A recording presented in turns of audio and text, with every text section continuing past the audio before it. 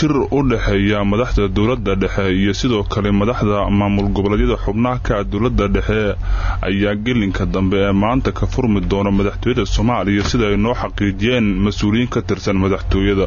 Shirka ayaa looga hadli doonaa arrimo dhowr oo ka mid yihiin xalinta khilaafka u dhaxeeya dawladda dhexe iyo sidoo kale maamul goboleedyada xubnaha ka dawladda federaalka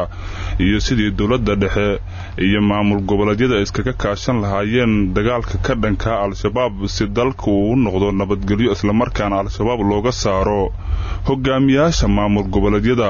ayaa saaka imaan doona magaalada Muqdisho intooda badan iyadoo shalay uu yimid madaxweynaha maamulka Koonfur Galbeed Soomaaliya Shariif Xasan Sheekh Aadan. Shirkan waxaa horay ugu baaqay madaxweynaha Soomaaliya Maxamed Cabdullaahi Farmaajo waxaana la sheegay in uu socon doono muddo 2 maalmood ilaa 3 maalmood waxaana la aaminsan yahay in muddada shirku uu socdo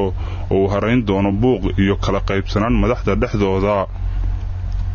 shirkan waxaa ka qayb galaya Maxamed Cabdi Waare madaxweynaha maamulka Hirshabelle oo khudbadii uu ka jeediyay shirkii Kismaayo ku sheegay in dawladda dhexe ay cunaqabateyn saartay qaybo kamid ah gobolka Shabeellaha Dhexe. Madaxweynaha maamulka Galmudug Axmed Ducaale Geelle Xaaf oo isna khudbadii uu ka jeediyay shirkii Kismaayo ku sheegay in ay weerareen ciidamo ka tirsan militariga iyo nabad sugidda Soomaaliya.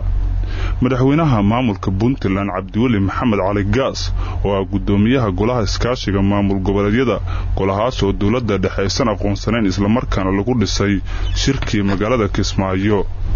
Shariif Xasan Sheekh Aadan madaxweynaha maamulka Koonfur Galbeed Soomaaliya oo isna khudbadii uu ka jeedinayay shirkii ka dhacay magaalada Kismaayo ku sheegay in shirkooda cidna uusan waxyeeleynaynin iyo Axmed Maxamed Islaam Axmed Madoobe madaxweynaha